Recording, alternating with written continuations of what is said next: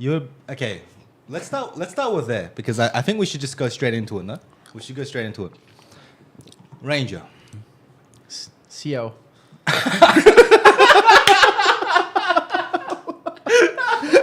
Okay. You are a problem child on social media. Yeah. Do you admit it? What? Do you admit that you're a problem child on social media? Yeah, for sure. And you and like Talkers, you're not that close, right? You guys aren't like... Not close. No, we never. It's kind of like mutual hang out respect. before, but we hung out a few times, I would say. Like we're friends. We're good Yeah, friends. yeah. And something I always say, is that Ranger is one of the most misunderstood personalities because he just doesn't care. He doesn't care. And are we live on YouTube too? We are live on YouTube too. We should be, but we have to go to the YouTube. I'll do it on my studio, and. Just give me a sec. But basically, I think you're one of the most misunderstood figures in esports right now. And I think a lot of it just comes from your personality, but also, I don't think that it's entirely one-to-one, like the human Felipe and Ranger the character, you know? Everybody has been saying that to me lately. I guess I'm fucking up a lot.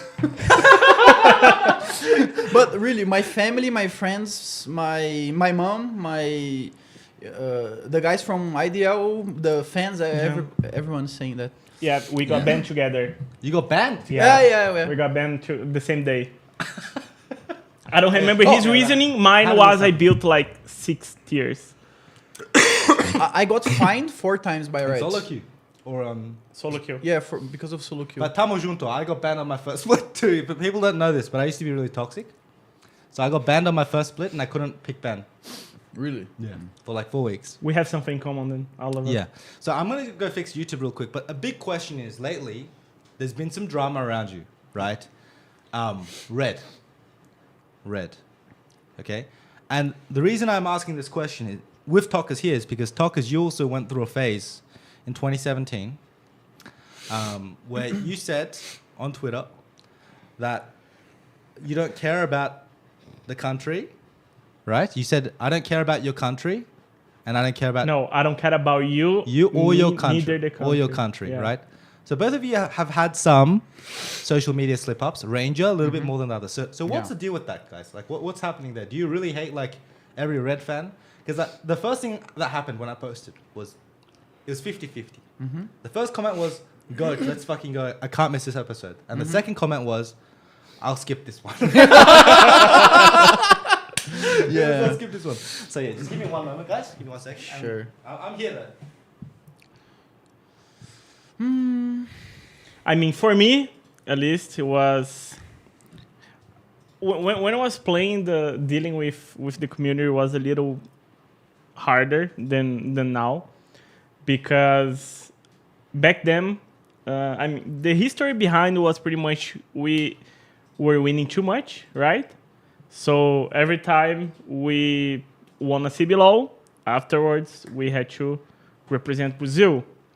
And then we went once, lost, twice, lost. And people started getting a little bit... Upset, do not say. So people started calling us chokers. They started wishing us like to die. Yeah. They said we couldn't represent Brazil because if it was any other team, they could do better. Yeah. And we kept winning, kept like stomping CBLOL. Yeah. And they kept saying that. And then we won awards against EDG.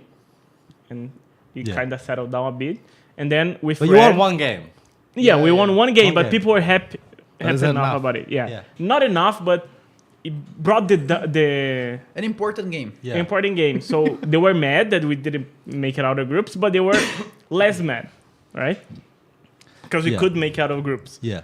And then I went to Red after INTZ split up, and we lost there again. Okay. And my sub-mid was Yoda. Okay. And Yoda was not playing that much because I was like peak performance. Yeah.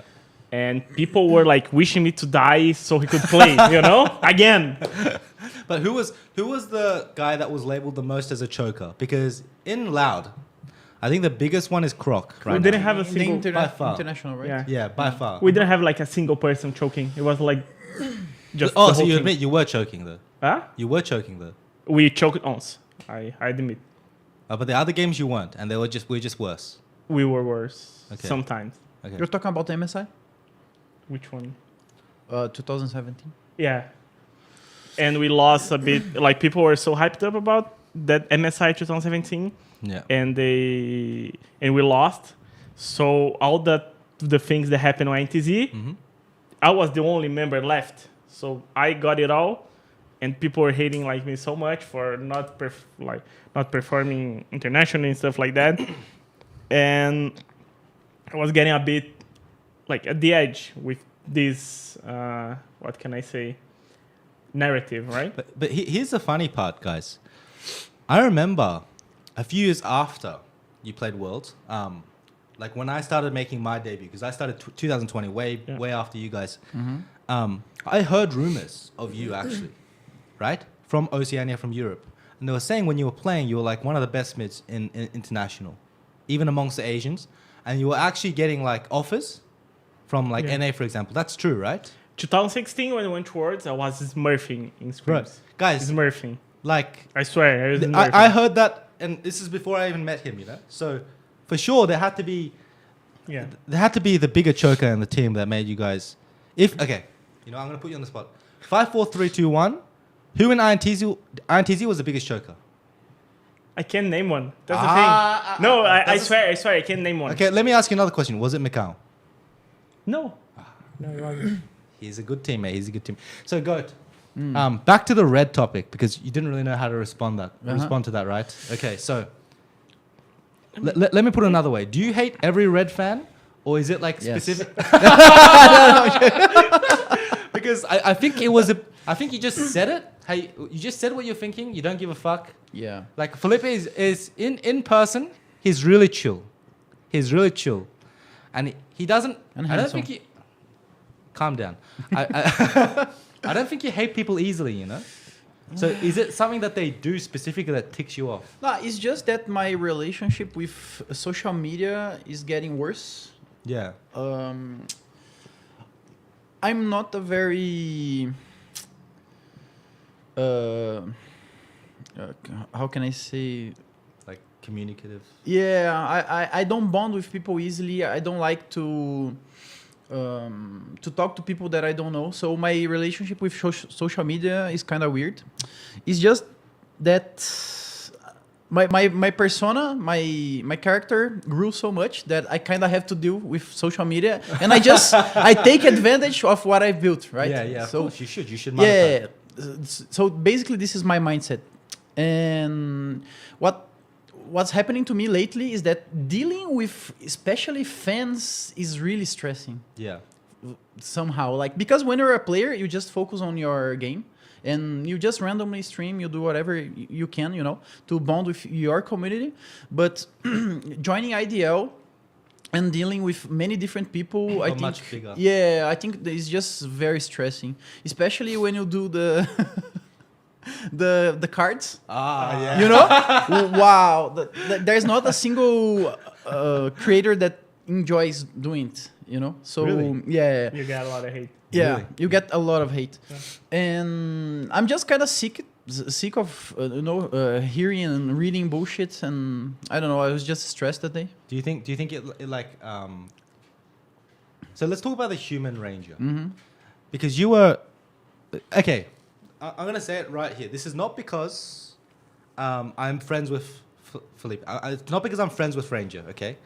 I am proud to say that I am friends with Ranger, and I'll say that publicly in any sphere, always, right? I'm able to say this. But even before then, I can confirm some of the things he said. Because, for example, when I first came to Brazil, I think Ranger was one of my doubters. TOCKERS from the get-go, I remember in MD3, was it MD3 with Shayapi? Yeah. Yeah. You were always saying, this guy's going to be brilliant, right? This guy's going to be brilliant. And, you know, to be honest, I kind of was. But, but Ranger, I mean, like, your skepticism was 100% justified. I'm a bit of an idiot on social media. But it wasn't easy for you to reach out to. I was actually the one that kind of, I think, reached out. I was like, do you want to grab dinner sometime? And it was only after, I think, like the second time that we started to kind of be a little bit more friends, you know. So yeah. I do think you're a little bit like more introverted. But let's talk about Yeah. the person Ranger, because, and once again, this is not because I'm Ranger's friend, but when I saw Ranger play, and Ranger also came to Europe with Furia, and you scrimmed against Team Furia. Heretics. Yeah. Yeah, Yeah. I have those VODs. I showed the VODs to my players. Oh, really? You played okay. Yeah, Okay. I'm very good. And what I want to say is like, if he, for me, Ranger is more of an athlete and a competitor, and you're more of like someone that's there to strive to be the best day to day. I don't know how that's like going on with you being a content creator now. I'm sure you miss it a little bit, but you have the level to play at top of CV LoL still. I still believe that. I still believe that. And there was a world where maybe we had worked together. Some world, I think for sure, in this split. Since playing, how has it been like to transition into like content creation full time? You know, do you miss playing at all? Is it because you said you were struggling dealing with people? Did you not always have to deal with people, or was it that you were so focused on training that you didn't have to kind of, you know, talk to them as much?